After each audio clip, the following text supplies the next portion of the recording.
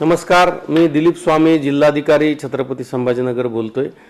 छत्रपती संभाजीनगर शहर व जिल्ह्यामध्ये काल परवा पेट्रोल पंपावर खूप मोठ्या वाहनाच्या रांगा लागल्या होत्या आणि पेट्रोल आणि डिझेलचा तुटवडा आहे, टंचाई आहे असं चित्र निर्माण केलेलं होतं।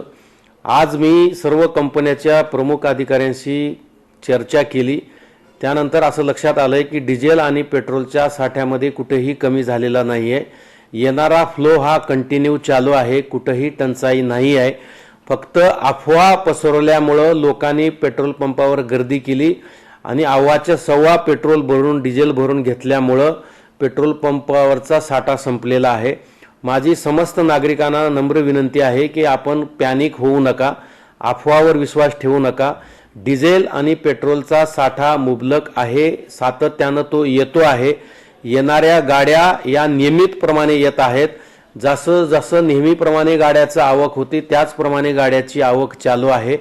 परंतु मोठ्या प्रमाणामध्ये लोकांनी गर्दी करून जास्तीचं पेट्रोल आणि डिझेल घेतल्यामुळे टंचाई सदृश्य परिस्थिती निर्माण होती आहे। तरी माझी नागरिकांना विनंती आहे, अफवावर विश्वास ठेवू नका।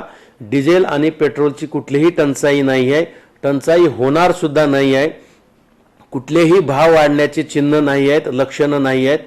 परंतु काही लोकांनी जाणीवपूर्वक अफवा पसरवून लोकांना पॅनिक केलेला आहे। अशा लोकांचा आम्ही शोध घेतो आहोत ज्यांनी अफवा पसरवलेला आहे ते, आणि जे कोणी अफवा पसरवतील आणि लोकांना पॅनिक करतील त्यांच्यावर कायदेशीर कडक कारवाई केली जाणार आहे। त्यामुळे माझी नागरिकांना विनंती आहे, अफवा पसरवू नका, लोकांना पॅनिक करू नका।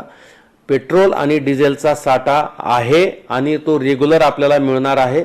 जसं आपण पूर्वी खरेदी करत होतात नियमितपणे आवश्यकतेप्रमाणे, त्याचप्रमाणे खरेदी करा। जास्तीचा साठा करून ठेवू नका।